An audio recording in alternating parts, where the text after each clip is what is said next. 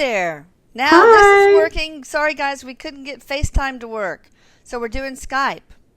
Yep. And I thought it would be nice because if I remember correctly, my picture didn't show up in Skype, but I see it there now. So, Yay. oh, God. Anyway, hi, Erik. He said, "Hi, Mom. I love you." We had everybody, you guys, y'all, you missed such a wonderful event in LA. The Channeling Erik weekend of effing enlightenment was to die for. There were so many people. I'm going to put a vlog up with just little samplings here and there. So you'll That'll get be a taste awesome. in your mouth, and you'll want to come. I think the next one might be in Sedona, Arizona next year, so we'll find out. Fingers crossed. Fingers crossed. We're Okay, researching places. sounds Ooh, good.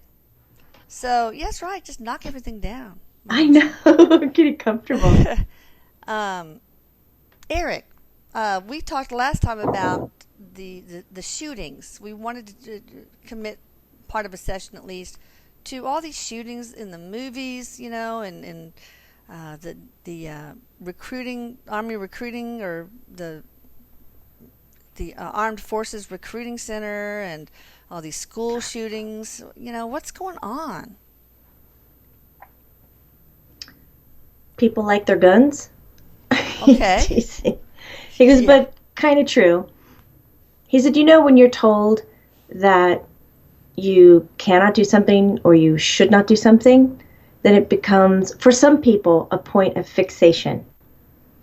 And he said, it's just for some. I'm not speaking in general, but the whole gun talk, the whole we need to put regulations on it, have some people saying, well, we better do this while it's a right. And it motivates those who normally wouldn't see that as a go-to, like keeping 20 guns in your house. But hell, do it while you can. He said it's kind of like a coupon obsession. If you have it and you have the ability to do it, follow through. Hey, stop barking! Oh, He's baby talking to Belle. oh my gosh. I'm just going to let him baby talk for a little bit. Okay. He said he's going to calm her down. She has to at least do Superman once, Superdog over the video screen at least once. Okay. But the other thing is that there's so much media now, and everybody has recording devices.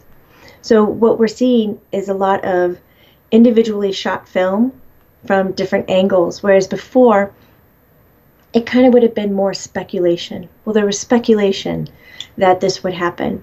But now when we look in media, in, like, let's say gun shootings at schools, now there's cameras in schools, so we get to see what has happened, so it makes it more real for us and kind of instills the fear when you have a visual about what's really happening.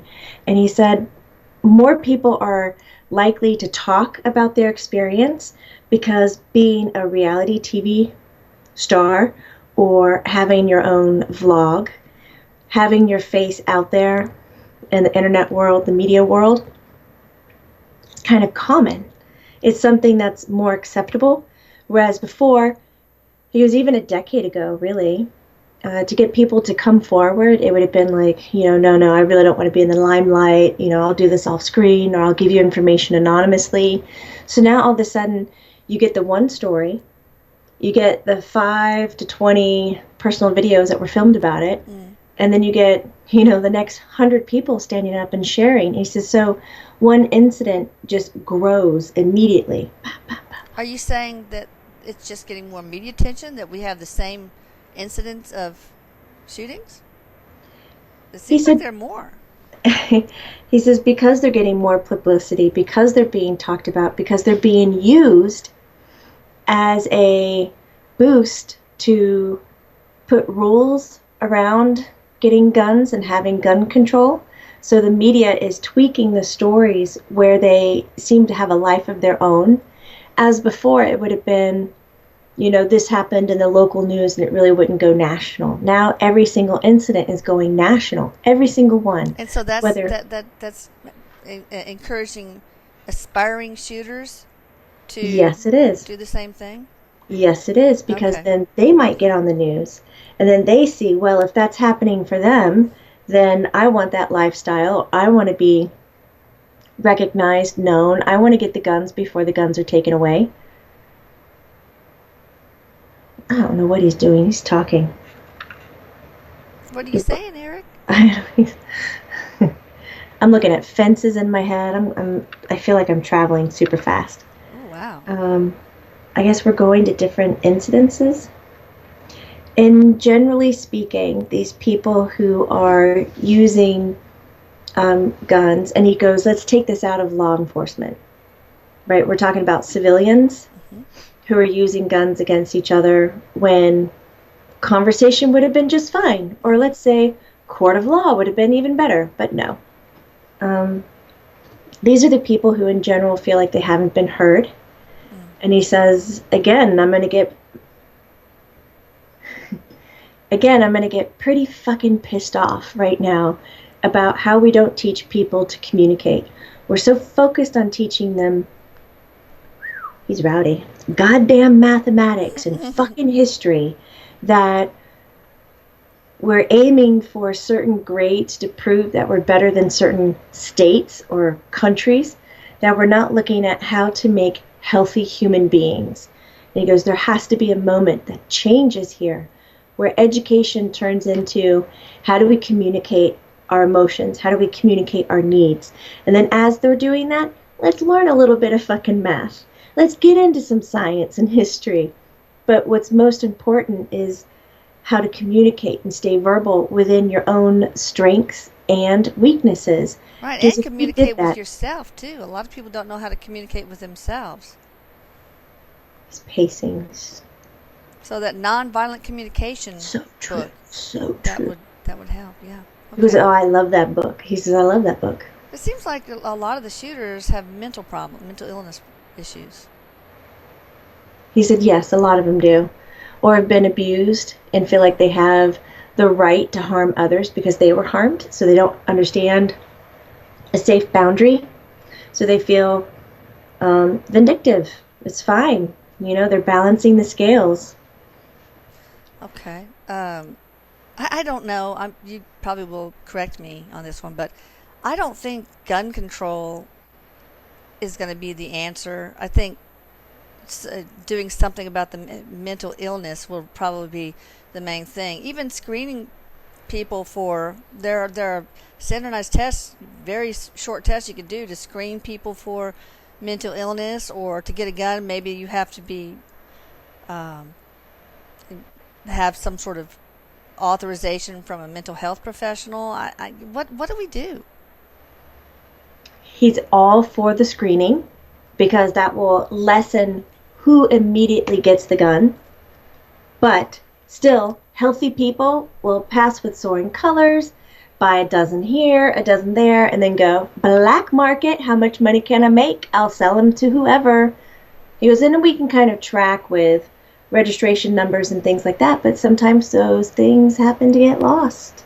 They get filed off. And he said, smart people know how to do that. So guns will still show up in unhealthy hands, but it's a way of lessening it dramatically. Well, what else can we do? I mean, one thing is also to have a trigger, a biometric trigger, so that the gun only works with a person who's completely cleared mental illness-wise, etc., background check. Only their fingerprint works on it. Is that something that you think would be necessary? That's so sci-fi cool.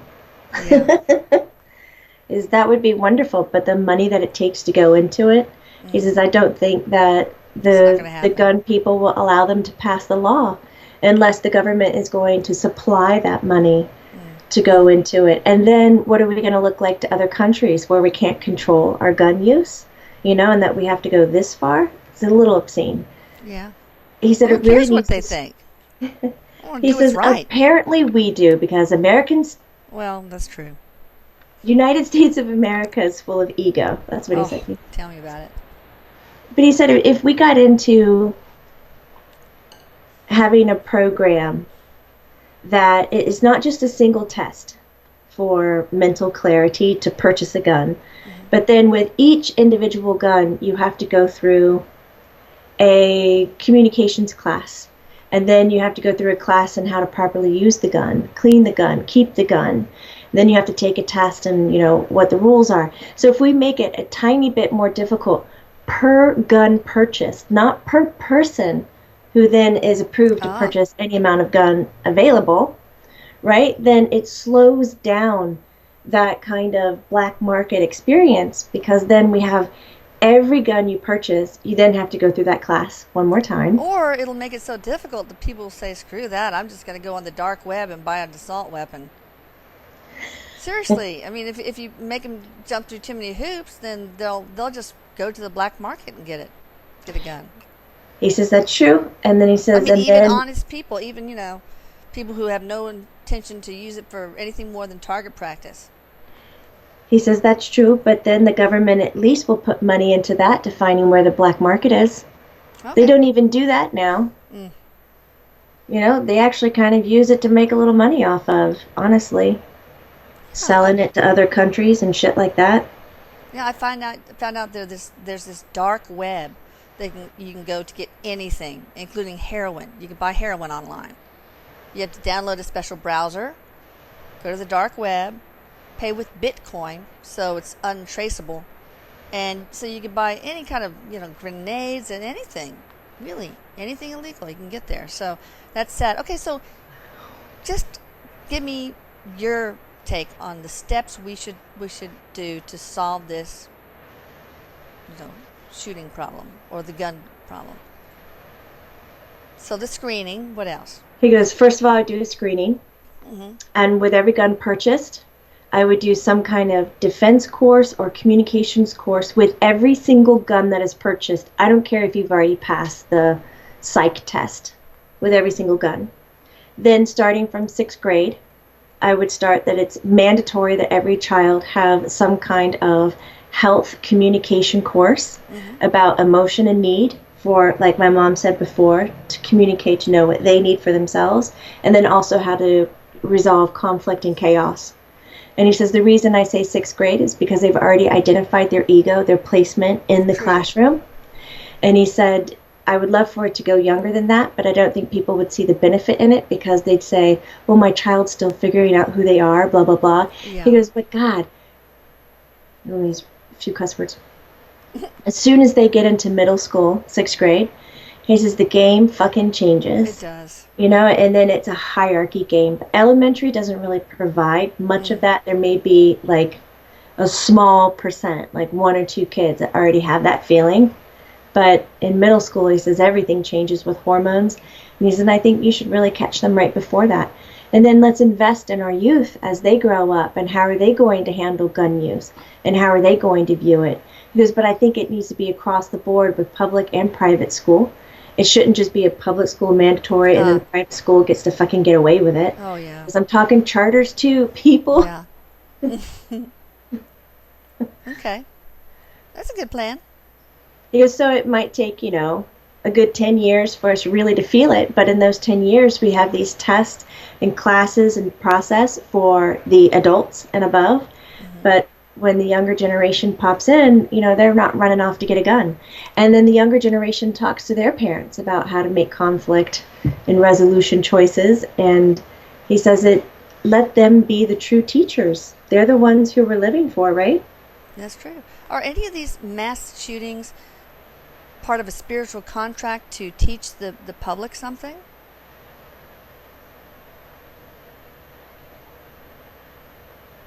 The free will contract. Okay, so explain that again, and then he's trying to show the difference. When you're talking about public, there is so much free will about how much an individual wants to be around